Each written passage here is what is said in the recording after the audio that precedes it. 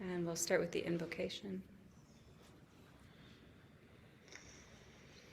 Towards the One, the perfection of love, harmony, and beauty, the only being, united with all the illuminated souls who form the embodiment of the Master, the Spirit of Guidance. Amen. And our theme today is going back to the essential fundamentals of the Sufi path. That it has become clear to me in the last couple of months that we've been wandering in different directions for very good reasons about cultivating tolerance and understanding, expanding the heart and the awareness, and I think that's wonderfully useful.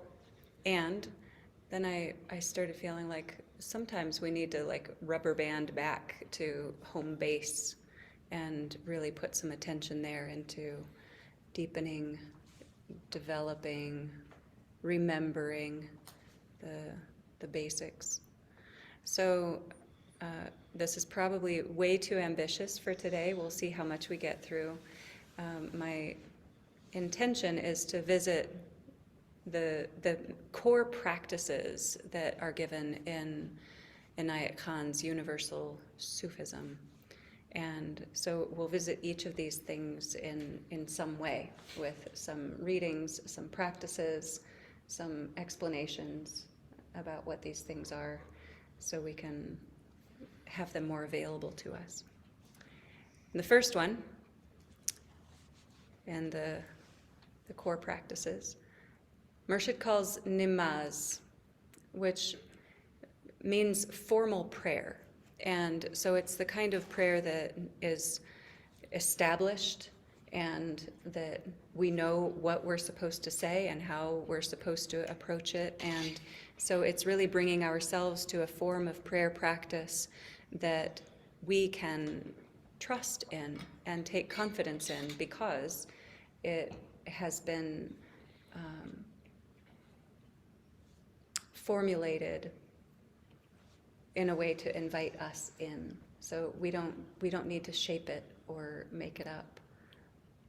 And the interesting process for many of us is about finding our own peace and comfort with the established form, because we often have things that we bump up against, and we prefer to ego indulge by shaping the prayers and practices in the ways that we want them, in the forms of language that are most comfortable in our awareness, and which is understandable and is not the point of this aspect of practice. So we started with the invocation. That's a good way to start. And now we're going to visit the prayer psalm, and the prayer Pir, and the prayer for the universal. And Psalm and Pir were part of the system of morning practices that Murshid gave. It's not morning right now, but it does feel like a good way to start our process, that there's a quality of opening the heart in this direction. So I'm going to put these in the chat window for you. Psalm is one of the longer prayers.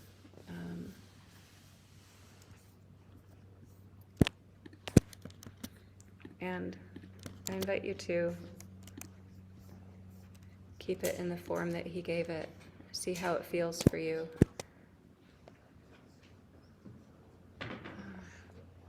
I'm having a hard time finding a period.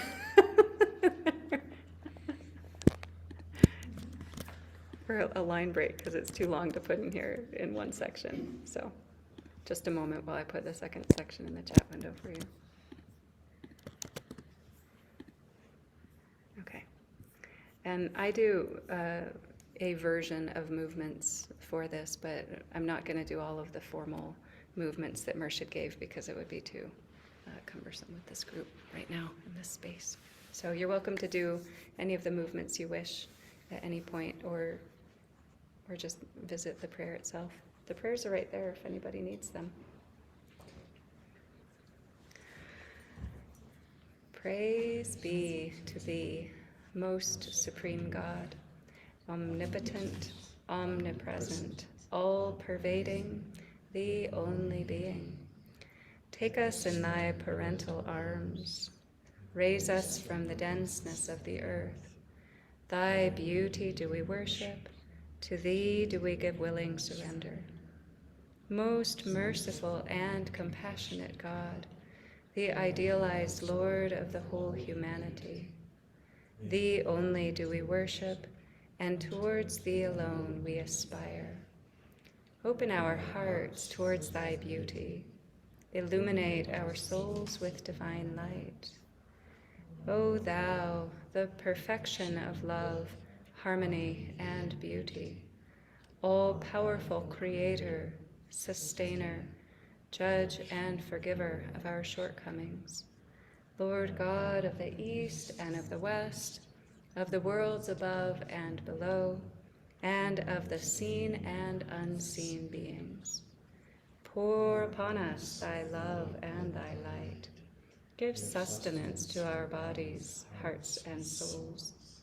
Use us for the purpose that thy wisdom chooseth, and guide us on the path of thine own goodness. Draw us closer to thee every moment of our life, until in us be reflected thy grace, thy glory, thy wisdom, thy joy, and thy peace. Amen.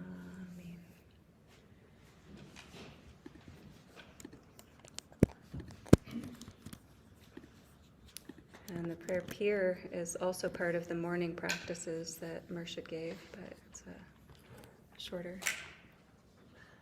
very sweet. I feel it's sweet. Inspirer of my mind, consoler of my heart, healer of my spirit, thy presence lifteth me from earth to heaven. Thy words flow as the sacred river. Thy thought riseth as a divine spring. Thy tender feelings waken sympathy in my heart. Beloved teacher, thy very being is forgiveness. The clouds of doubt and fear are scattered by thy piercing glance. All ignorance vanishes in thy illuminating presence. A new hope is born in my heart by breathing thy peaceful atmosphere. O inspiring guide through life's puzzling ways, in thee I feel abundance of blessing. Amen. We're not doing the whole morning process or the whole anything process, but next we're going to visit the prayer of the Universal. And this one Murshid gave to be done morning, midday, and evening. O thou, the maker, molder, and builder of the universe, build with thine own hands the universal, our temple for thy divine message of love, harmony, and beauty. Amen.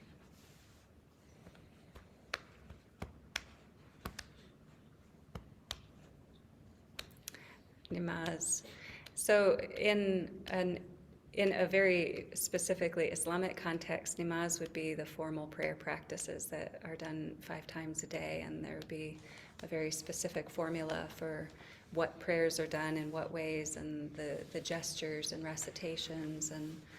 And when Murshid started teaching, he did give instructions in that direction, and then in the course of his teaching career, is it okay to call it a career?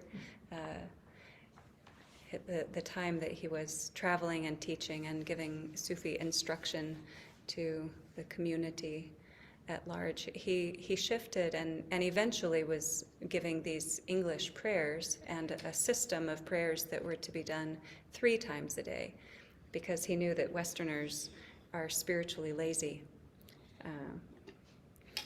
He wouldn't say that. He might say undisciplined. He definitely said that he realized that Western Marids would not do 5 times a day prayers, and that 3 times a day in English seemed reasonable.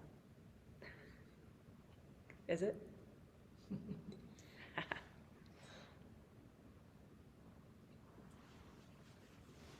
I can do 2 times a day. 2 times a day.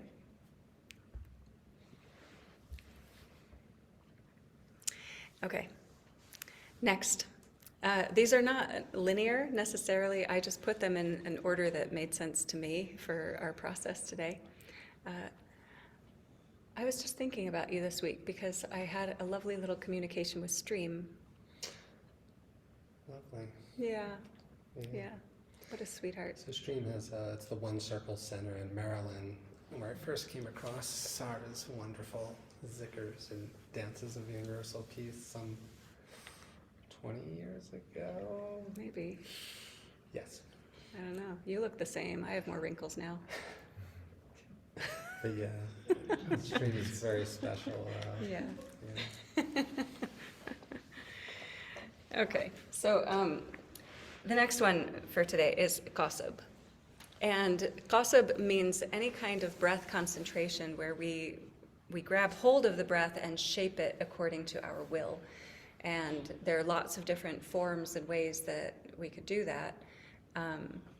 And the nature of the qasab practice is really a mastery approach. It is about cultivating discipline. And so even if we choose a form of qasab that we want to do, that is a form that we are most comfortable with, that is most personally resonant and enjoyable for us, the invitation would be to make that consistent, to make that a discipline that we can show up to whether we want to or not, whether we feel like it or not, and that there's a consistency and a dedication about it that is really grabbing hold of the natural impulse toward chaos, toward personal whim indulgence. And so the qasab practices, and Murshid spelled it different ways, that sometimes he spelled it with a K, sometimes he spelled it with a Q, and it literally means, as a translation, a measurement that is a specific recipe, a specific amount of a specific thing applied in a specific way. So there's a sense of consistency and reliability about it. And the understanding is, I'll read from Murshid because he describes it in a lot of different ways. But this is from the Gathas from volume 13, and it's from a section on breath from Piro Murshid Inayat Khan. Mysticism has been founded on the science of breath. There is no mystic, whether Buddhist, Vedantist, or Sufi, who makes use of another process than that of the breath. Breath is the first lesson, and it is also the last. So long as the adept has not balanced his breath and controlled it and purified it and mastered it, it cannot bring about the proper result. You cannot play Beethoven perfectly on a piano which is out of tune.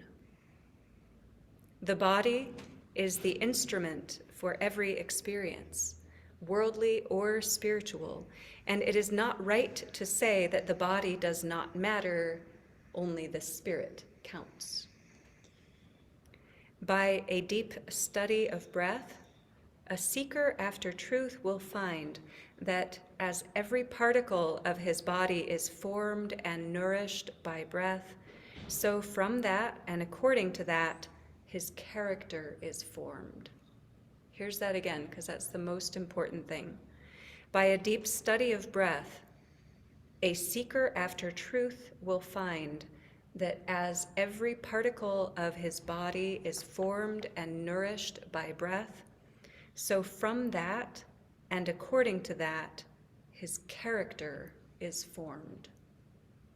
I'll probably come back to that in a second, if I remember. Breath, to a Sufi, is a bridge between himself and God. It is a rope for him hanging down to earth attached to the heavens. The Sufi climbs up by the help of this rope, the breath. In the Quranic language, it is called buraq, a steed, which, meaning a horse, a steed, which was sent to the prophet for his journey to the heavens. Hindus call it prana, which means life, but they picture it symbolically as a bird, which is named in Sanskrit Garuda, on which rode Narayana, the Godhead.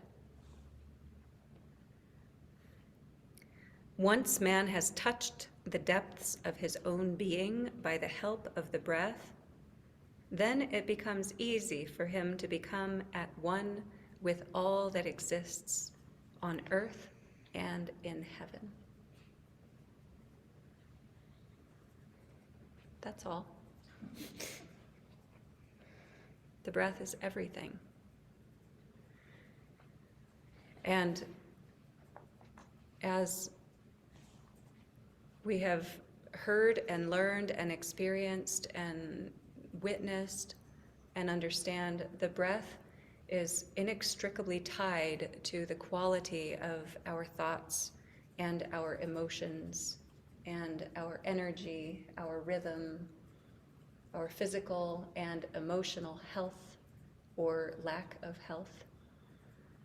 And managing the breath and bringing the breath into balance and developing a masterful relationship with it is exactly the same as developing a masterful relationship with the mind and with the heart. We can shape these things. So I felt a little conflicted about which form of qasab we should do. And so the first one, which we're not going to do, but I will describe to you, is all of the purification breaths. The Murshid gave this as potentially, not to everyone, but potentially a daily practice, best done in the morning, that is visiting all of the different forms of the breath with 5 breaths of each. So we experience and relate actively, intentionally to all of the different forms of energy that are available to us in our physical experience. So it would start, you don't need to do it, we're not going to do it, but it would start by breathing only through the left nostril 5 times. That is cultivating that Jamal energy, that awareness of the Jamal quality that is available to us. And then breathing only through the right nostril 5 times, the Jalal quality. And then developing the relationship between the two by breathing in through the left and out through the right 5 times. And then in through the right and out through the left 5 times. And then in through the left nostril and out through the mouth. In through the mouth, out through the left. Then in through the right, out through the mouth, in through the mouth, out through the right. And then doing the elemental breaths that y'all are familiar with. Earth, water, fire, air. He didn't give ether as part of that system of purification breaths, but some people do. So with all of those things, we intentionally touch into all of the qualities that are available to us, that happen naturally, but often we don't notice them. We're just wandering through life, being how we are. The breath is as it is. Our moods, our emotions, our thoughts, our feelings are all as they are, and we are subjected to them in every aspect of our lives because we don't pay attention to the qualities that are alive within us and that we could develop mastery over if we wanted to. So there's an invitation to understand these things, to experience them, and then to work with them intentionally, that we all can do. Yep. Okay, but we're not going to do those things now. Right now, we're going to do a simpler form that is 10 breaths each, just through the left nostril, then 10 breaths just through the right nostril, and then 10 breaths through both. So you could think about it as a simpler form where we're just visiting one, we're visiting the other, and then we're doing both the harmony, the balance, the interrelation, that fullness that comes between them. That was not the right phrasing. the fullness that develops between them, that sounds better, that is available, the dance between them.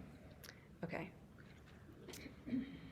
So for this one, oh, I brought my fun killer. Hooray! We're going to do this in the rhythm that most of us participate in every Monday morning. That is breathing in for 4 counts, holding the breath for 8 counts, and breathing out for 4 counts. And using an external timekeeper also is an excellent tool in overcoming the personal whim of managing the breath. That if we're using a metronome or the ticking of a clock or something that has a consistent rhythm that we can notice in the world around us, not within ourselves, then we develop more mastery because there's a consistency that we're attuned to, and that we are willing our impulse-driven selves to align and respect and accommodate this established system outside of ourselves. Does that make sense to you? Do we like it? No. We're not supposed to like it. We're supposed to do it because it's a challenge. Okay. So here's the fun killer. I do have this set on 60 beats per minute, so it's one beat per second. So it's the same time as you would get from the ticking of a clock. And we'll take a few natural breaths to begin with to just feel what energy is present in the physical body, in the quality of the thoughts, and the quality of the heart.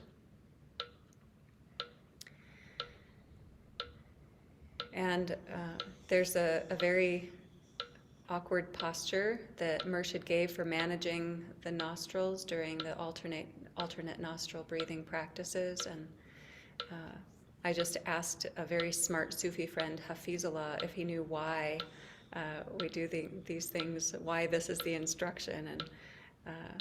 And he had an excellent answer that I bet you want to know.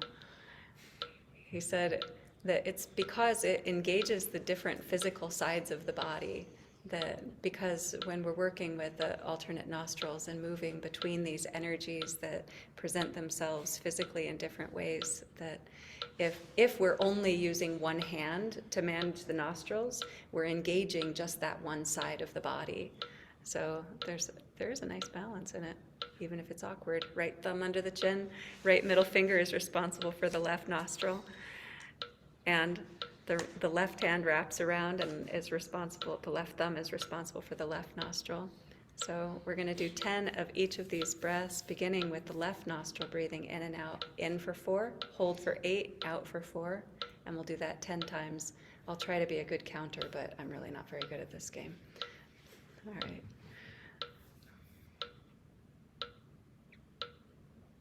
Breathing out. And in on the left for 4. Hold for 8.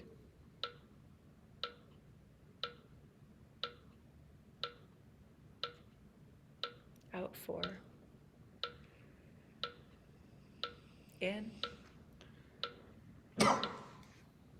Hold.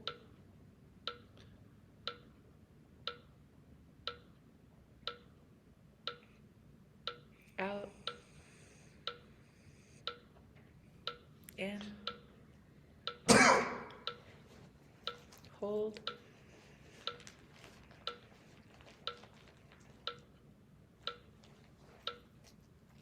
Out. In. Hold.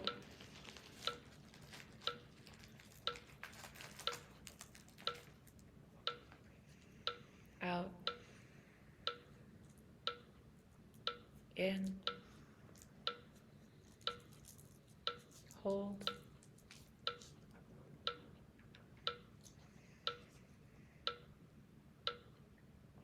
Out. In. Hold.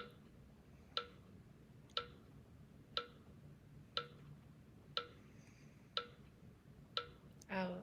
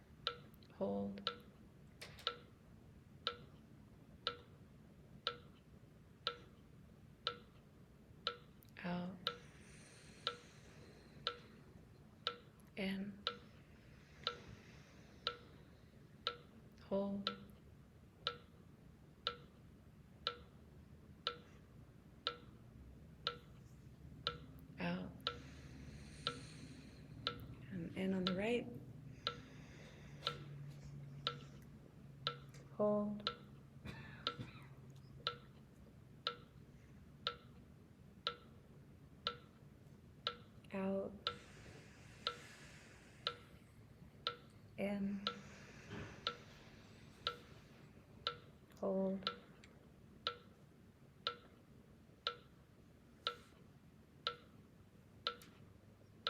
Out. In. Hold.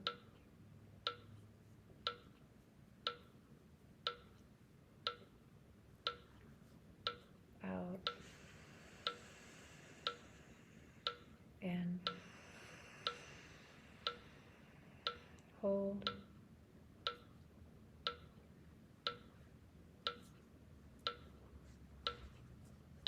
Out. In. Hold.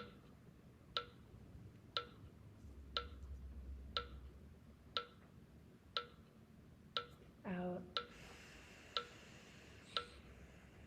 In. Hold.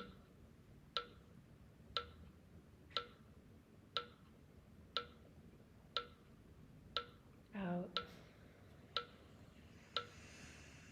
In. Hold.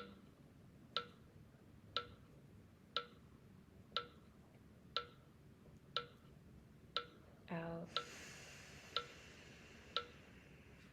In. Hold.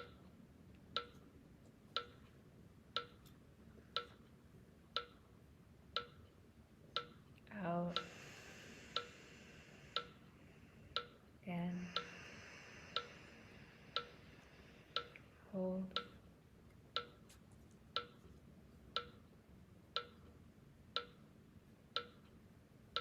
Out. In.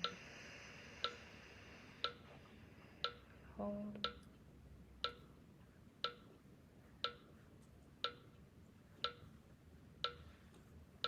Out. In through both. Hold.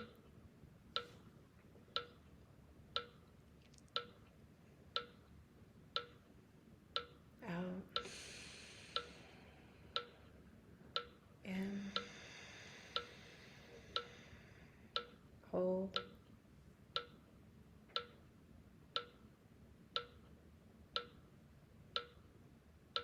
Out.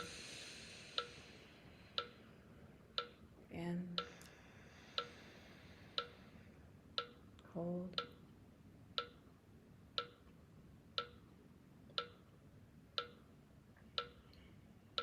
Out. In. Hold.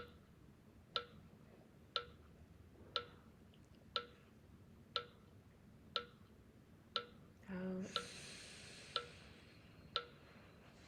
In. Hold.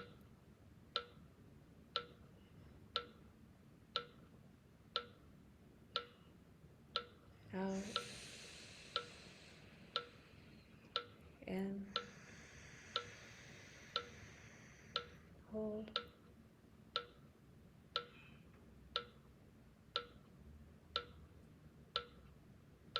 Out.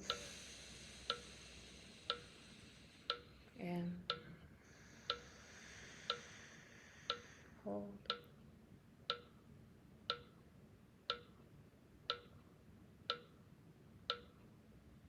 Out. In.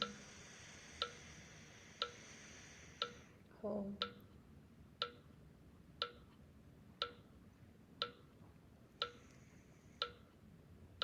Out. In.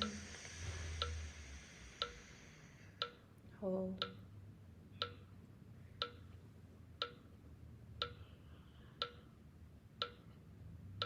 Out. Last one. In. Hold.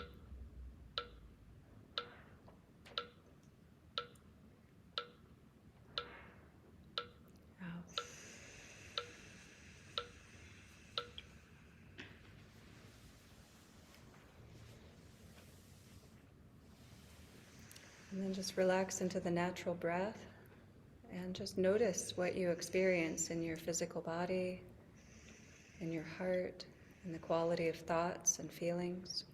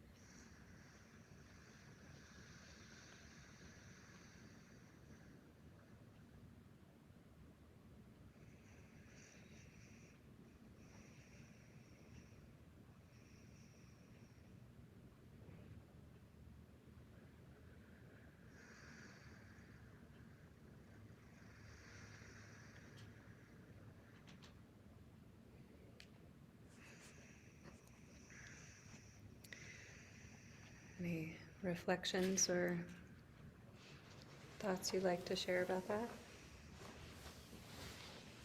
It was hard. What was hard? Well, the right and the left breaths were okay. Those felt normal, from having done the meditation. And I thought it was going to be easy. But the breaths at the end, I couldn't hold. I couldn't hold. And then I lost it for a while and had to come back.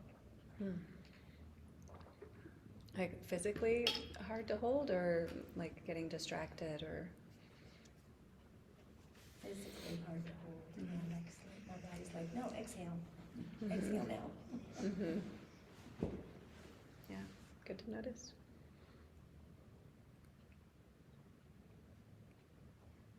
I love the counter. Yeah? I love it. You do? Because it sounds You're so weird. I am weird. So I've been practicing the mridanga. It's like a like tabla. It's like the higher end tabla, and it sounds just like that. Mm-hmm. So I love it. And it helps me. Like doing drum Well, practice. you can say hold, but I'm counting. Right. And it really helps the count a lot. Unlike your experience, I found it to be extremely soothing. The 4 in, 4 out, and that hold for 8 felt very natural. And obviously we don't breathe that way all the time, but it felt right. Nice. Thank you, Mark. Bill? I wanted to play along. I'm sure. And it got easier for me as we went along, probably because I became more oxygenated. So Fun. What a fun observation. Did you hear that? He said it got easier because you got more oxygenated the further along it went. And I pointed out how shallowly I breathe most of the time. Yeah. The older I get, the less I take a deep breath.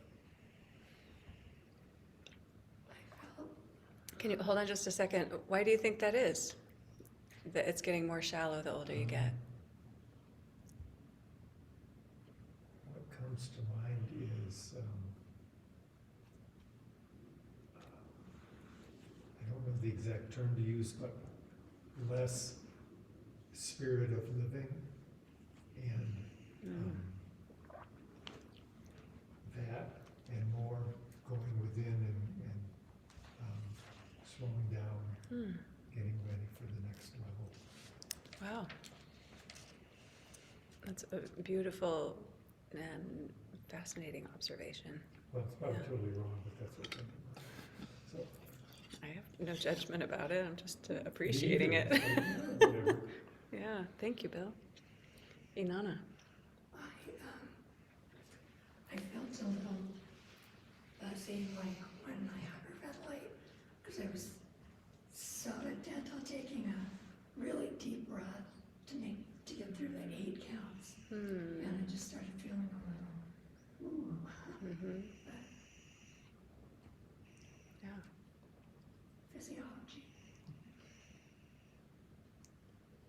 Zahira. I found it super aggravating. I know. Like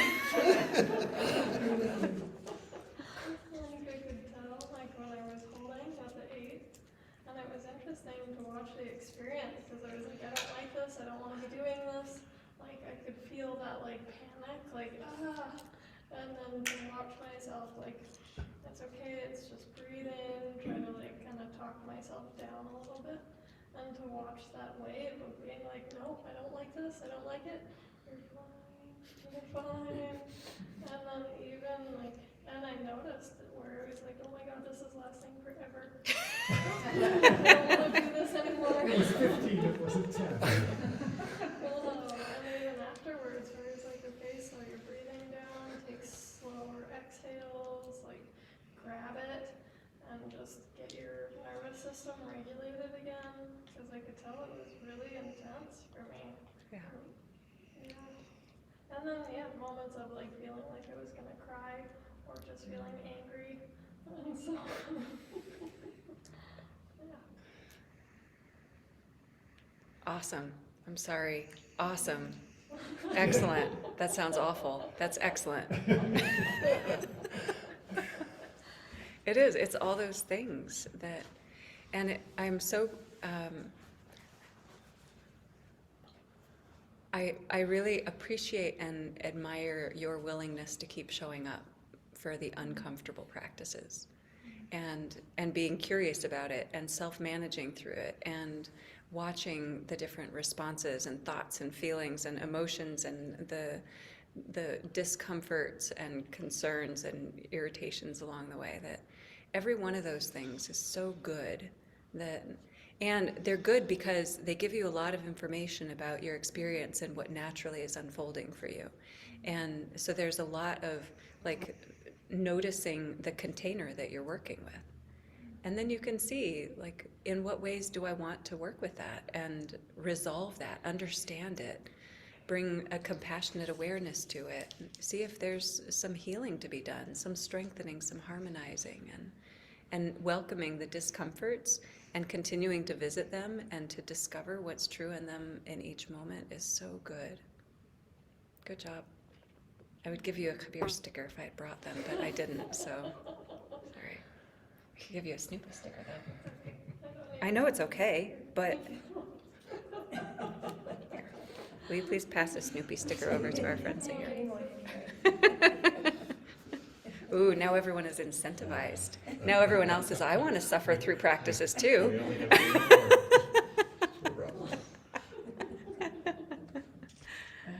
Unusual experience. Yeah. As far as it's never happened to me before, where I actually started when we went to both breaths. Like I really started seeing like the breath, like as a white color, and it was coming this way. Like I've never seen that, but don't tend to be that visual kind of person, but for some reason that showed up. And then it kind of turned sort of rainbowy, which I was amused by. Or rainbow breath is coming in. I didn't really see a breath going out, but the breath coming in. Beautiful. You were reading about a rope or something. Being a magician. And Yeah. So somehow that showed up. It was pretty cool. Wonderful. Yeah. Thank you, Rahima. I think breaking through the discomfort is an interesting process. For me, I've been practicing Qigong and Tai Chi for many, many years. So I used to think, oh man, okay, I got to do this because it's part of the practice. And then it reminded me today, as we're doing it, how much I love it. And that's why, a very different experience from yourself, because I look forward to it each day now. I have my 20 minutes of breathing and moving, and this reminded me of that. It's a very similar pace, and when you learn how to really fill up the lower dantian as you inhale, there's something, and visually what you were talking about, coming in and down, and the circular, there's a pattern that it moves through, and so if you, it's a visualization that, again, puts me at ease, makes me smile. Then you add the tabla on top of it, and I'm like, this is good. I have to find that on. There must be an app. It's a metronome. Yes. It's just a metronome. Is it really? Because it has a nice little. Do you know what I mean? Like it has that little. Ting Yeah. to it. I don't know. I mean, with my metronome, I could set different sounds on it, but they're not a good idea. Okay. I'm so inspired from what you're saying, Mark. I want to do it again now. I was gonna say only if Zahira agrees. No, no. Let's not say we- Okay. Ready for the next? It's everybody's favorite. This one's everybody's favorite. Okay. Question. Yeah. Why, I mean, I feel a lot like Zahira, that I did it and I made it through, but I didn't like it. I don't like holding my breath. It makes me feel like when I have an asthma attack and it's just want to breathe, and that kind of seems to be a thing for some people, but that's just, we don't look forward to it. Why? Is that just our nafs saying, we don't want to do this? Our spirit wants to do this, but our nafs is going, no. I mean, is that kind of why we're so, or why I am anyway, is so resistant to it? Because I'm not getting my own way? Yes. It's because we're not getting our own way. But it's a trick. And it's the trap of the limited self. That I like that you tied it to the nafs. And we could say that, like, yes, that is an accurate and very simple way of looking at it. Going, is there resistance? That's nafs. Is there discomfort? That's nafs. Is there a conditioning that is feels stressful and is undesirable in whatever way? Is it nafs? Yes. And then you can look at, well, what is the form of the expression of that in this instance, for this person, in this moment, in this body, in this personality expression? And then there are all kinds of specific things that are important to understand to be able to find the right approach that is effective, that is available. And I would not give this assignment of those 30 breaths, I would not give that to you as a daily practice, right? And hearing you, Inanna, I would not likely give that to you as a daily practice. And there's always some, even it goes on the other direction as well, in the other direction as well, where I could go, because Mark enjoyed it so much, I could go, okay, you're welcome to do that as a daily practice, but you're not going to grow, right? The forms that are really comfortable and easy for us are not growth edges.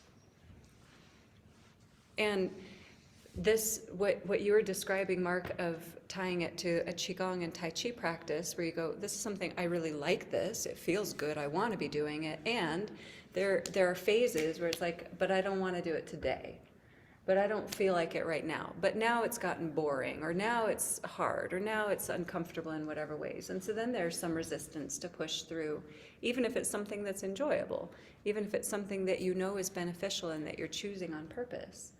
So there's always a benefit in shaping disciplines for ourselves. And there's always a benefit in shaping the disciplines in the right balance for the individual. And it would be different for each person. So there are actual legitimate physical conditions and limitations that contribute to our comfort or discomfort with certain practices.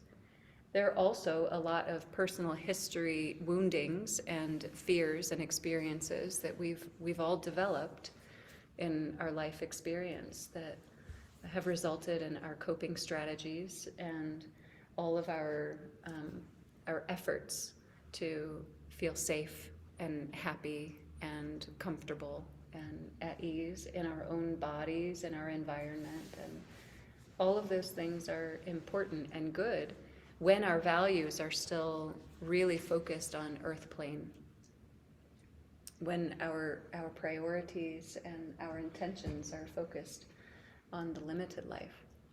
And all of these practices, especially the practices that are shaping the breath and that are really aimed toward discipline, are about us overcoming the fierce attachment to the limited life and putting our attention and our confidence in something beyond those personal whims, the personal comforts, the personal preferences.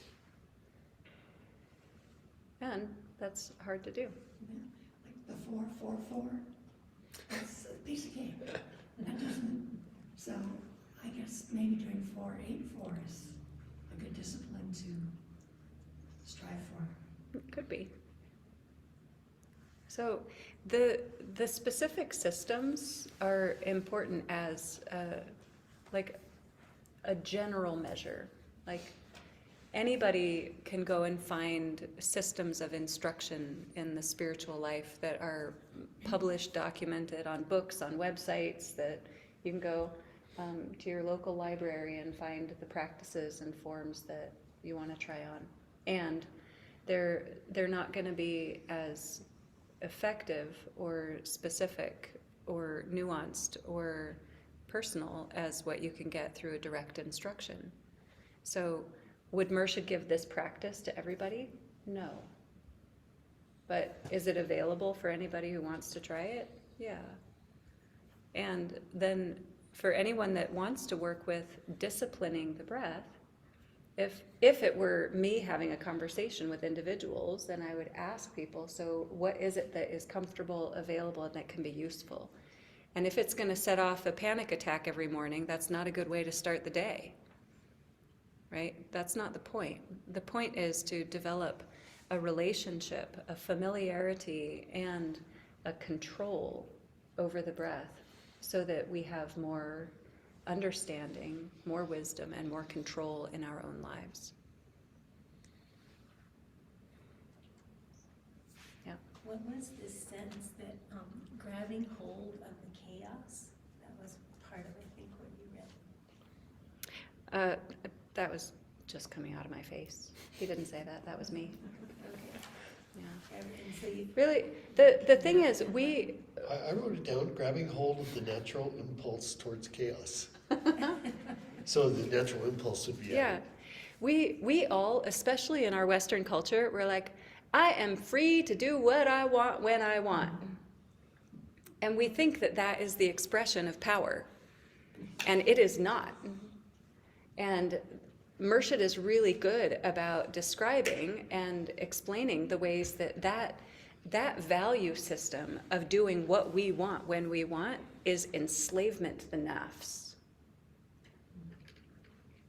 Then we're not in control of anything. Then we are subject to the whims of our ego motives in every moment of our lives. And our ego indulgences have all the power. And so the Sufi path is all pointing toward develop the discipline so that you can rein in the motivations of the ego that have your life enslaved so that you can grab hold of it. And once you have mastery, then you experience the real freedom.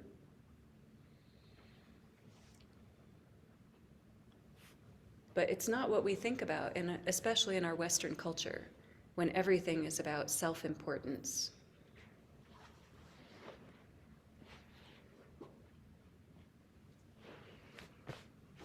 Okay, next section, are you ready? maybe. I know, we could do just breath practice forever. How many Sufi circles did we focus on breath practices? A lot, like a year worth of them? More than that? 2 years of, I don't know, a lot. Okay, next one is zikr. Isn't that everyone's favorite? More fun than formal prayer or disciplining the breath?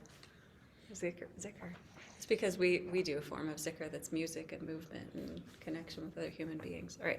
So this is from Murshid's supplementary papers. They're called different things, but they're technically, officially unpublished, like you can't get them in a printed book, but they are available. From the supplementary papers. The practice of zikr is meant to make that capacity in the heart in order to turn the heart into the ear. I know you weren't expecting that, so I'll say it again. The practice of zikr is meant to make that capacity in the heart, meaning to make a spaciousness in the heart, in order to turn the heart into the ear.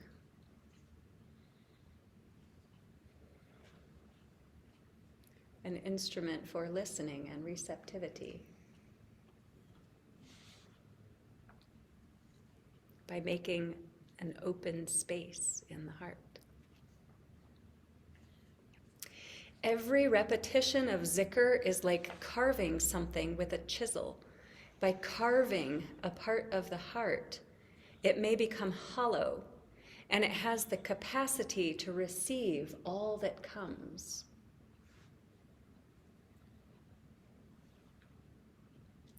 The sound has power upon heart and soul. When you are given an exercise, its power is the same as the word or the meaning of the word. Therefore, one must cut out the part that hinders the heart to do its proper work. The power of the word is such that all things can be accommodated by it, if one does it rightly. Wonders can be worked by the help of the word. Therefore, a mantram is more powerful than a weapon. This is the experience of my whole life. Of course, before one does a deeper practice of zikr, one must control one's thoughts and feelings.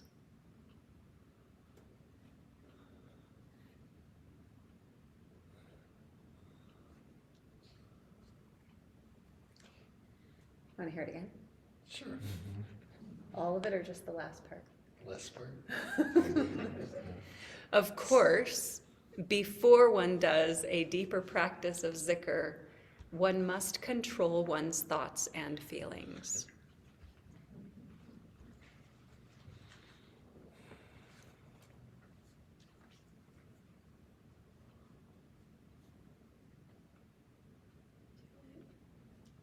Did you say too late? Maybe. Hi, Bill. I guess I experience it the opposite way. Doing any of the practices eliminates the thoughts and feelings, whether it's just breathing or singing,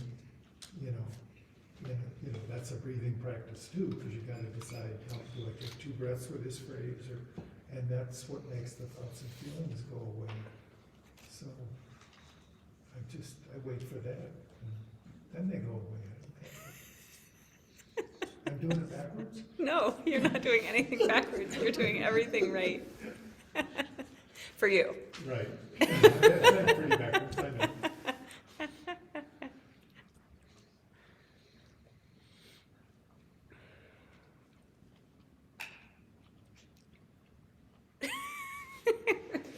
I like backwards. I was Yeah. just here last night, and it was a kirtan that Tom was leading. It was beautiful. And it just made me think of that, like as I'm chanting these ancient names of God, everything else sort of just sort of dissolves. I'm just doing that. And that's what I thought of when you were saying that. And I think it's backwards, which is the same as forwards, which pushes me Just gotta forward. turn around to look. Yeah. Well, my question was, does that mean I have to do a 30-minute practice before zikr? Or Is that just a lifelong? A lifelong practice?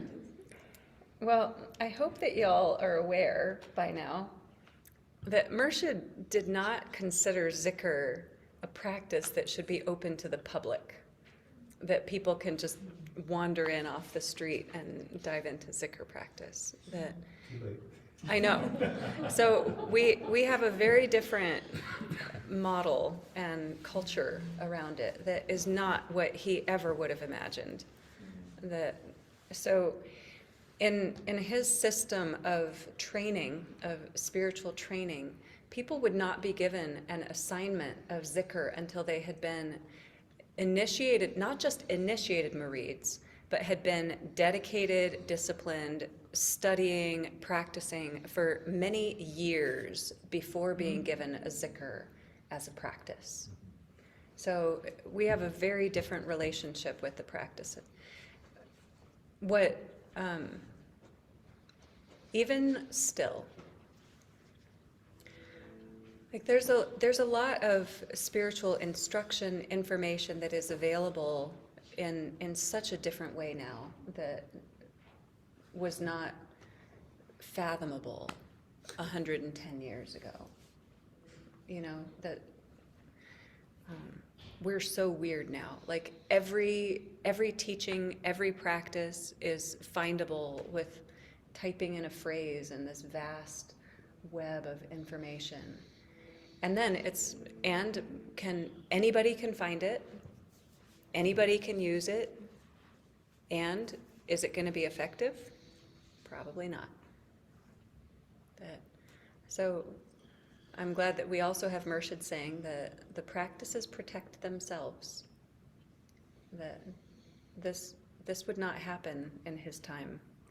So when he gave an instruction for zikr, there are the specific phrases that are given for zikr, and there's a course of practice that is assigned to individuals to be consistent, and a preparation for the practice, and a period of time that it's assigned for, a number of repetitions every day, a context that is very carefully cultivated.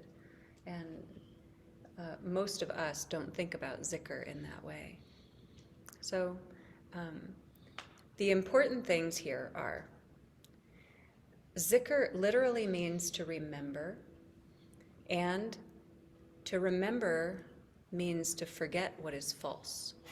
That we cannot remember what is ultimately true if we are fixated and attached to what is ultimately not true. So he is very explicit and clear in saying that it's not about what specific phrase you use. That he gave lots of different zikr phrases that can be used, but the essence of them is always the same, regardless of the form, regardless of the language. But the intention of it, the purpose of it, is to annihilate the false self, to overcome the nafs, to disconnect from the identifications of the small self, and to put every bit of our attention, energy, focus, love, confidence, faith entirely on the unified body of the beloved. Whatever phrasing can embody that purpose for us, use that. And in order to do a practice where you intentionally let go of, have dissolved, have disconnected from the limited self, and in order to focus entirely on the capital R real, we need to have controlled the thoughts and feelings. If you haven't controlled your thoughts and feelings, you are controlled by your thoughts and feelings.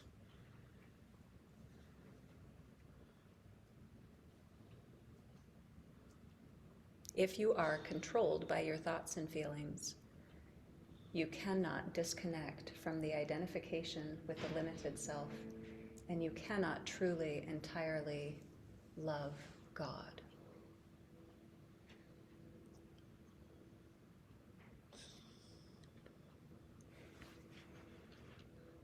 We're going to visit Murshid's melodic zikr, because what else could we possibly do?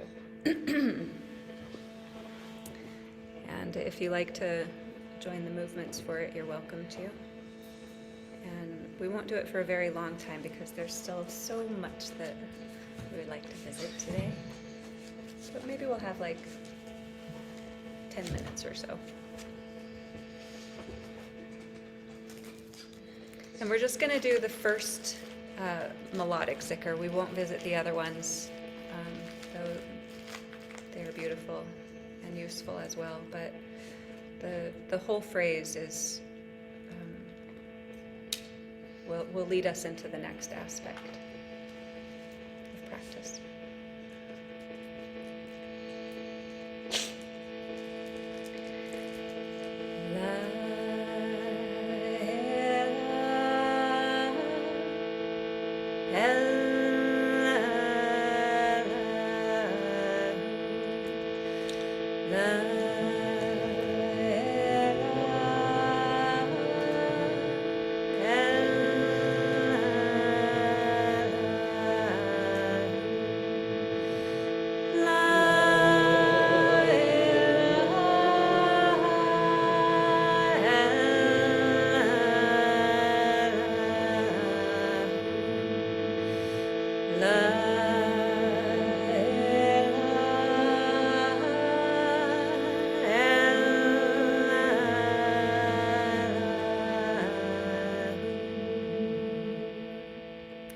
So after the first line of the zikr that I did incorrectly, I am reminded to remind you that Murshid gave the instruction that you should have enough breath in your lungs that you can do the entire zikr phrase without needing to breathe in the middle of it.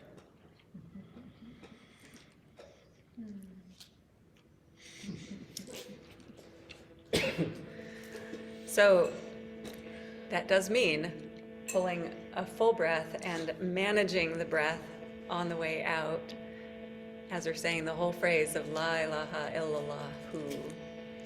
And I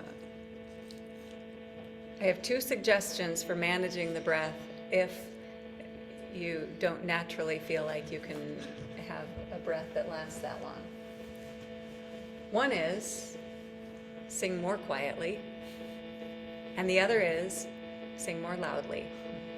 And either one of those can work, because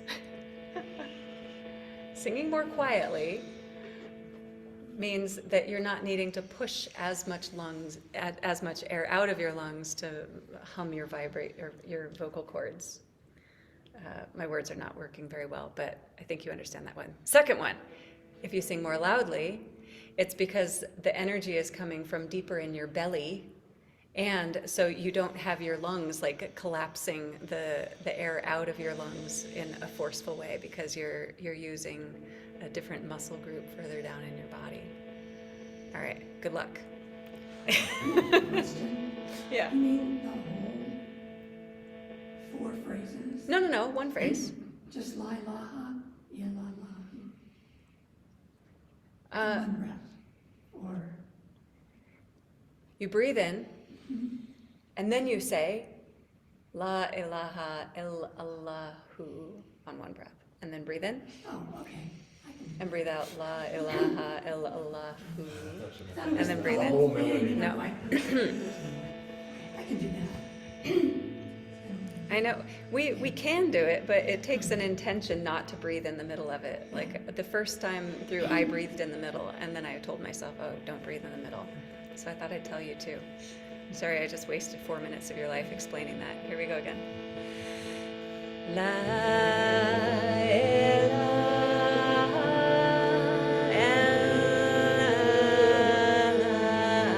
illallah. Breathe. La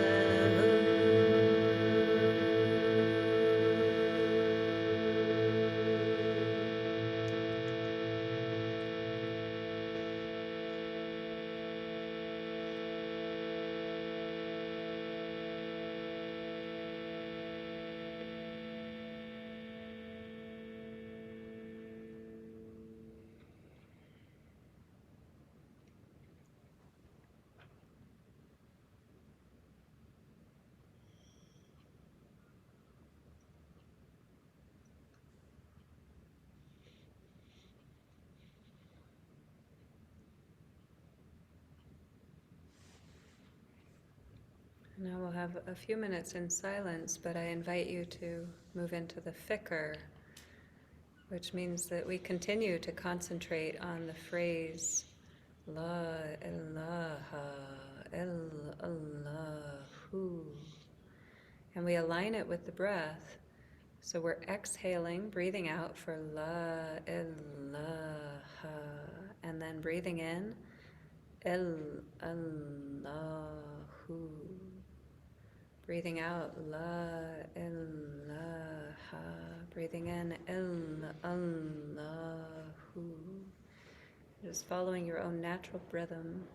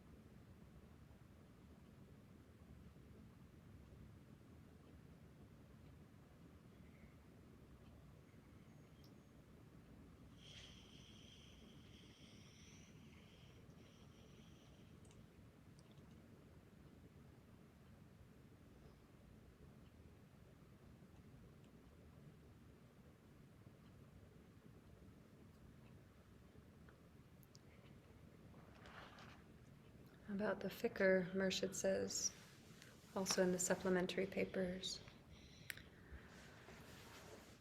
the prayer of realization is the prayer of the dervishes, of the saints. They are ashamed to ask, even of God. With whatever comes, they are content.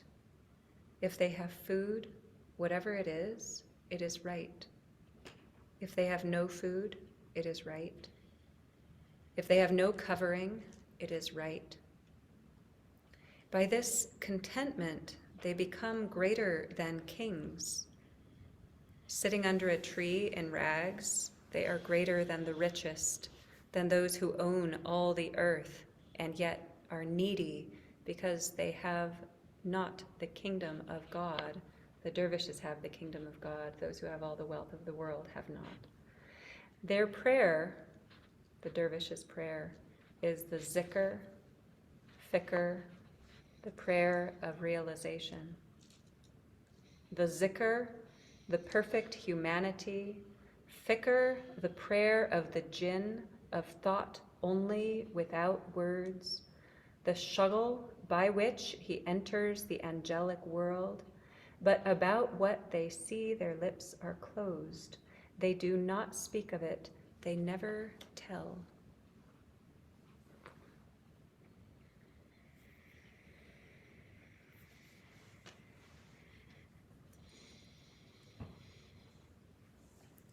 The fikr is the natural continuation of the zikr, that we start by reciting, by turning our awareness toward that which we wish. We recite it, we say it aloud, we impress it upon ourselves until we no longer exist, only God, and then we rest in the echoes while they continue through the breath. And then eventually it turns into, so fikr is the form of silent zikr, the silent remembrance. But we still have that awareness of holding that concentration. And then eventually it shifts into another layer, into another level, which he calls fikr asir, which is the secret remembrance, in which the breath continues, the awareness continues, but there's no concentration. There's no effort involved in it at all.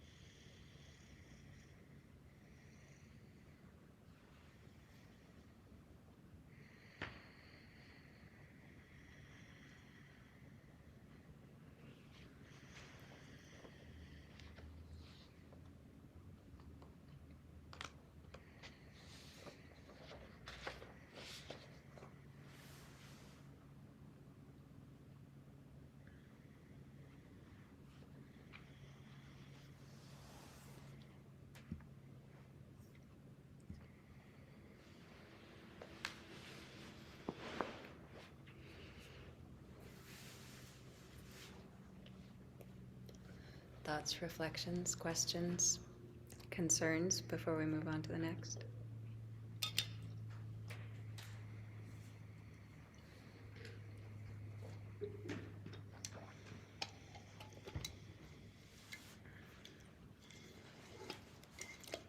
Because he mentioned it in the last section, shuggle. It's pronounced lots of different ways. It's spelled different ways. Murshid spelled it at least 4 different ways that I've seen. So it's a little bit of a tricky word. It's a space alien on your face.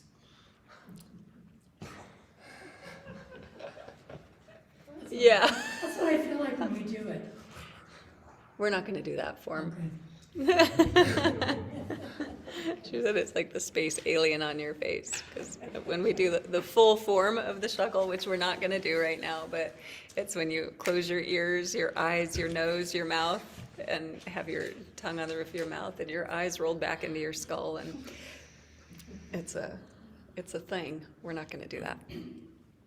I mean, you're welcome to if you want to, but that's not my thought for today. So, here's what Murshid said about shuggle in volume 8 and the art of being. By shuggle and amal, 2 different forms, mystical concentrations with breathing exercises, and by other practices, the self is made to disappear. It is lost. When the self is gone from before us, then all other selves can come. Then illumination comes. Then, when the individual self disappears, the spiritual self appears. Only the illusion is lost. The self is not lost. But the beginning is annihilation. This is all the secret of mysticism, all that the prophets and mystics have taught. Here it is again. By shuggle and amal and other practices, the self is made to disappear. It is lost. When the self is gone from before us, then all other selves can come. Then illumination comes. Then, when the individual self disappears, the spiritual self appears. Only the illusion is lost. The self is not lost, but the beginning is annihilation. This is all the secret of mysticism, all that the prophets and mystics have taught.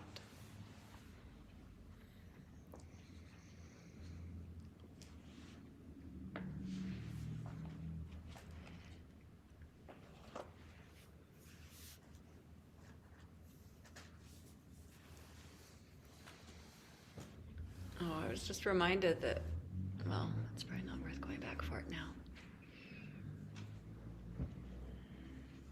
So there are, I think most of you are familiar with the simple versions of shuggle where we only close one sense at a time, and not all of them. But it gives us a little bit of a hint about what the full practice is like, where we just choose an aspect of self to close down. And we don't destroy anything. We just stop giving it attention. We stop putting our awareness on it. We stop giving it energy. And the understanding is,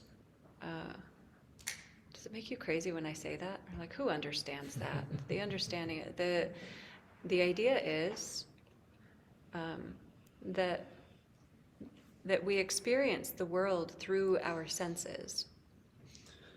And in order for our senses to inform us and guide us and perceive the world, we have to send energy out into the world to grab the stimuli that we're looking for. And so there's an energy that is dispersed that could be applied toward cultivating the inner life, the heart, the spirit, and that we expend some of our energy through our senses all the time, and even when we're sleeping. And so with the Shuggle practices, we choose any of the senses that we want to loop that concentration toward the inner life and away from the outer life. So we can start by doing one just concentrating on the sense of hearing. The easiest ones in my experience, that are the most obvious, that we tend to rely on the most heavily and the most consistently, are the hearing and the sight. That we're constantly listening for anything that might be important, or enjoyable, or desirable. But our ears are constantly seeking information. So, and the seeing as well. So the simple form of this is that we do physically close the ears with our fingers for a brief time, and there's an intention around it where we intentionally think, I am going to bring that awareness, that energy back to myself and listen inwardly. We don't stop listening, we just listen inwardly instead of outwardly. So while we inhale, we close the ears, and then we hold the breath just for a few seconds, like 3 seconds. You don't have to count it, and we're not going to put a metronome on. We just hold the breath for a few seconds and listen inwardly, and then we breathe out and release and let the ears open back up to the outer world again. And we'll do that, 5 times. I'm just choosing a number arbitrarily, that it's not the number that is important. So while we're listening inwardly, the invitation is to hear the inner world as the sound who. And I wish I had the exact quote from Hidayat that I come back to every single time I'm doing any Shuggle practice. I think about him saying, it's not that you listen for the sound who, it's that you recognize that whatever you hear is the sound who, that it is the living presence of God. It is the breath of God. It is the voice of God. It is the life of God that we're hearing. So for each person, I expect that the interpretation or what you think you're hearing in your own being is probably a little different for each person. But whatever it is, you go, oh, that's who. Yeah. Okay, so you can take a couple of breaths to just notice what's happening in your sense of hearing, what you're aware of in the world, without grabbing onto it, but just knowing that there's that field of attention, of energy, of connection, of like a grasping receptivity.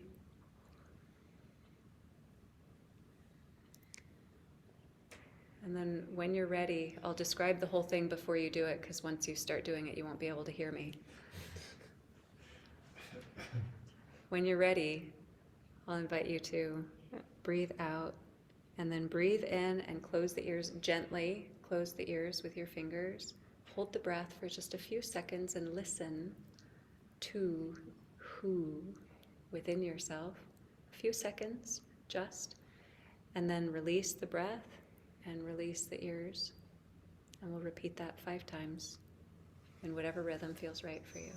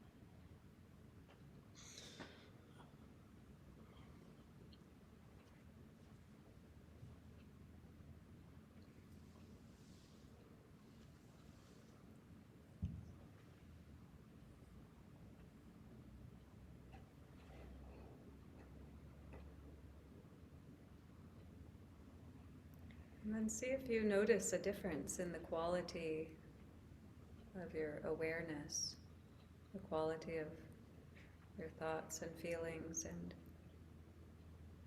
within the sense of hearing itself.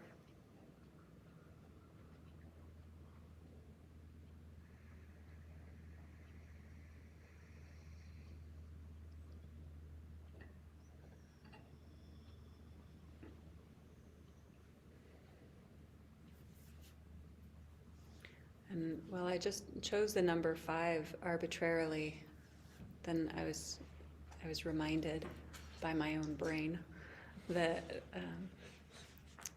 that Murshid gave instruction that we start out, if you're new to doing a shuggle practice, to start by just doing 3. And after you develop some familiarity with it, then you can step it up to 5, and the most advanced only do 7.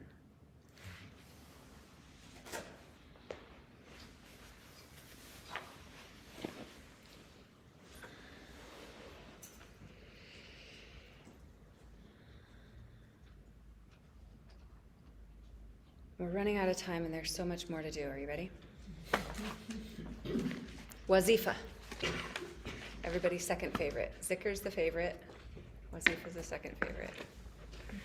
But he might describe it differently than you expect.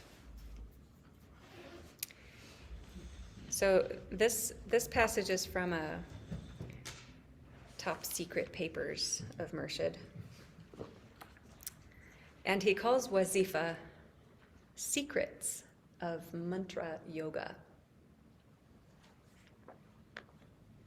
Wazifa is secrets of mantra yoga. Do you like it? Mark likes it. I do. They act for 3 reasons. Wazifa practices act for 3 reasons. 1, the vibrations of particular words and syllables naturally take a certain direction in touching certain centers of the body, for they awaken in these centers the spirit of their motive. You weren't expecting that, were you? Here it is again. The vibrations of particular words and syllables naturally take a certain direction. In touching certain centers of the body, for they awaken in these centers the spirit of their motive.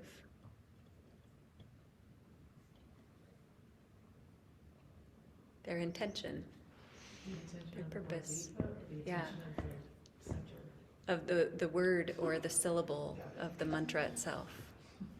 Yeah. Number 2, the meaning of a word suggests God, who is in one's soul, to awaken and occupy itself in creating all that is in its power. I know, I saw your eyes cross. Your eyes didn't cross, but I saw it happen anyway. The meaning of a word suggests God, who is in one's soul, to awaken and occupy itself, its God self, in creating all that is in its power. So when we recite specific words, phrases, he said mantra, that is the sacred sound vibrations that we intend, that we choose, that we're instructed. They go into whatever certain areas of the body they're intended for and leave an impression there. And those vibrations of the sounds and syllables touch the God presence within ourselves, so that that God presence within ourselves can do whatever it wishes to do.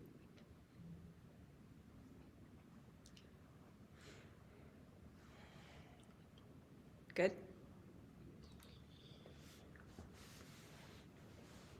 I love your commentary. You're welcome.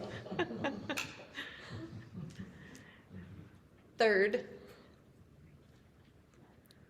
certain words have risen from the souls who have touched perfection. And these words, in reality, are the offshoots of perfection itself. There's more, but I'll pause there because I see the collective eyes in the room crossing. It is nap time, like we're all like half asleep. Certain words have risen from the souls who have touched perfection. You can think the illuminated beings, the real, like the capital M masters, capital S saints, capital P prophets, the master saints and prophets. Certain beings, very few, have touched the perfection of reality. And from that touch, the words are given to them that become the sacred phrases, the mantra, the wazifa. And those words and phrases that come through the beings that have touched the capital R reality, those words are the offshoots of that perfection. Okay? There's more. They, therefore, have dynamic power to burst up, which causes an eruption and flood of the effect suggested by the word.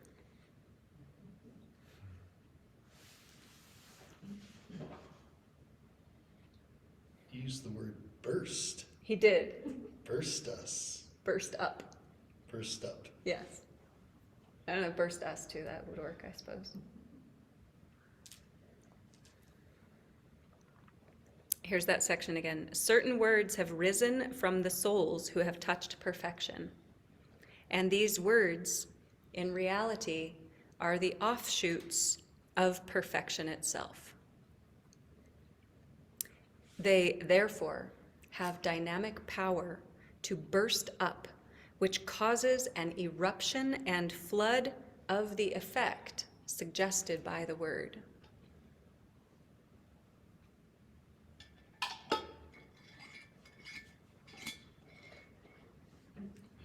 That's how wazifa works. That's why wazifa works. Those 3 directions. Do you like it? Want to hear them again? They act for 3 reasons, or in 3 ways. 1, the vibrations of particular words and syllables naturally take a certain direction in touching certain centers of the body, for they awaken in these centers the spirit of their motive. Would it help to give like a for example? What's a wazifa that you can think of? Or that you like, that you, I mean, I know you know lots of wazifa, but Kudus, excellent. Okay, so Kudus means the holy. That's like a literal simple translation for the holy. If you're reciting Ya Kudus, that vibration goes into your body, touches energy centers, different points in your body, and awakens the quality of holiness within those parts of your body. Okay? 2, the meaning of a word suggests God, who is in one's soul, to awaken and occupy itself in creating all that is in its power. So if you're saying Ya Kudus, that's the wazifa you're working on, that is the holy, then when you breathe that into yourself, when you say that and impress yourself with it, it touches that God presence within you that is the holy, so that that God presence of the holy can create the holy. Like it? 3rd, certain words have risen from the souls who have touched perfection, and these words in reality are the offshoots of perfection itself. We say Ya Qudus because the Prophet Muhammad, peace and blessings upon him, gave this particular word and phrase that means the sanctification, the holy presence. And from the God reality, when the Prophet Muhammad is in that state of awareness, of perfection, of union with God and receiving the revelation and says these words, you know that those words are the expression of the perfection of the God ideal. Those words now are the living representation, the offshoots of that perfection available to us. So we can feel that living reality in the phrase, Ya Qudus. They therefore have dynamic power, those words, those sounds, have dynamic power to burst up, which causes an eruption and flood of the effect suggested by the word. You recite Ya Qudus, and because it is an expression of that perfection, it arises in an overwhelm of that quality within you.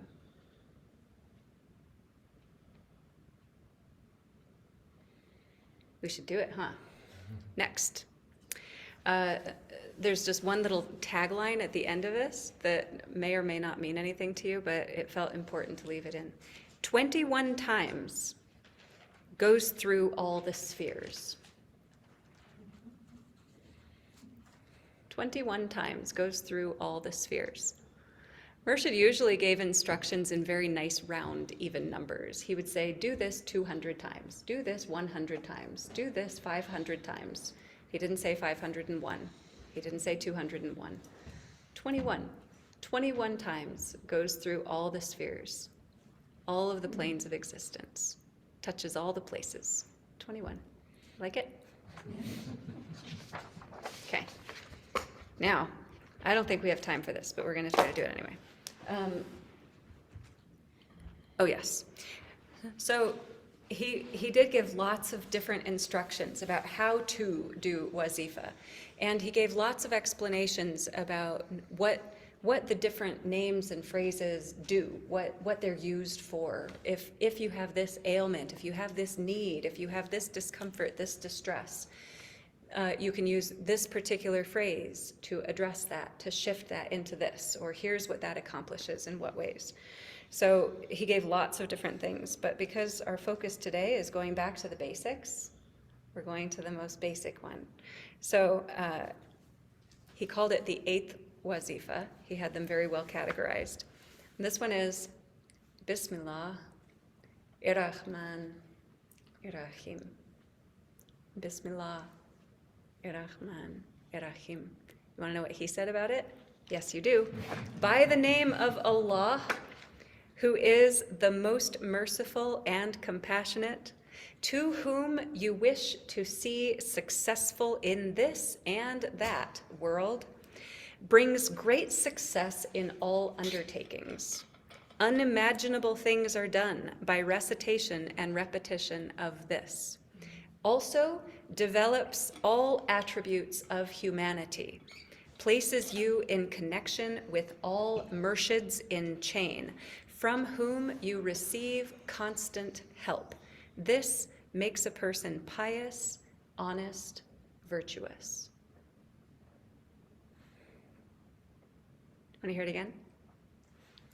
Bismillah, Rahman, Rahim, by the name of Allah, who is the most merciful and compassionate, to whom you wish to see successful in this and that world, brings great success in all undertakings. Unimaginable things are done by recitation and repetition of this. Also develops all attributes of humanity, places you in connection with all murshids in chain, from whom you receive constant help. This makes a person pious, honest, virtuous. Bismillah, Ar-Rahman, Ar-Rahim. What does pious mean? Sincerely devoted to the spiritual life. That's how I'm going to define it in this moment, in this context. Mostly you would hear pious, and mostly he doesn't use it in this case, he's using it in a very complimentary way. Often he uses it in a way that is more like rigid about religious disciplines. Like in a way that is really like fiercely attached to the outer forms and not attentive to the inner essence necessarily. But in this case, he's talking about it being more a consistent devotion to spiritual practice. Okay. So he said, before doing a wazifa practice 21 times, first the darud should be recited 11 times. And the darud that he gave, that I think most of you are familiar, I think all of you are familiar with in some ways, most of you are familiar with from hanging out with me for too long. And I'm gonna wander through it somewhat quickly, 11 times, and then we'll do our 21 recitations, and I think if we're speedy about it, we can get through all of it, and then we'll move on. So it is. Allahumma salli ala Sayyidina Muhammadin wa ala alayhi Sayyidina Muhammadin wa barak wa salam. Allahumma salli ala Sayyidina Muhammadin wa ala alayhi Sayyidina Muhammadin wa barak wa salam. Allahumma salli ala Sayyidina Muhammadin wa ala alayhi Sayyidina Muhammadin wa barak wa salam. Allahumma salli ala Sayyidina Muhammadin wa ala alayhi Sayyidina Muhammadin wa barak wa salam. Allahumma salli ala Sayyidina Muhammadin wa ala alayhi Sayyidina Muhammadin wa barak wa salam. Allahumma salli ala Sayyidina Muhammadin wa ala alayhi Sayyidina Muhammadin wa barak wa salam. Allahumma salli ala Sayyidina Muhammadin wa ala alayhi Sayyidina Muhammadin wa barak wa salam. Allahumma salli ala Sayyidina Muhammadin wa ala alayhi Sayyidina Muhammadin wa barak wa salam. Allahumma salli ala Sayyidina Muhammadin wa ala alayhi Sayyidina Muhammadin wa barak wa salam.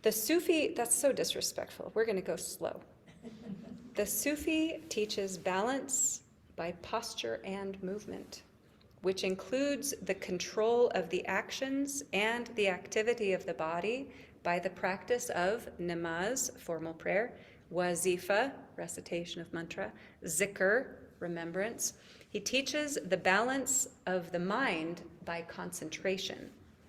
To sit at home and close the eyes is not concentration.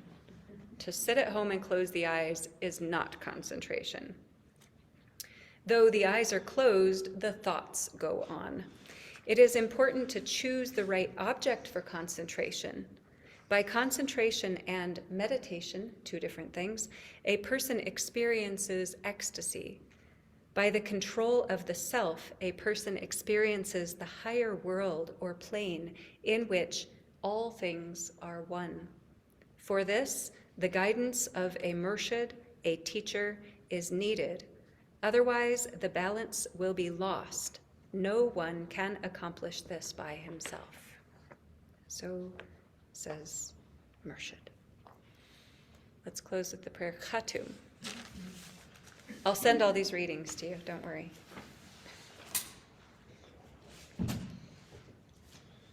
Oh, I do have it for the chat window. Hold on a second. Khatum.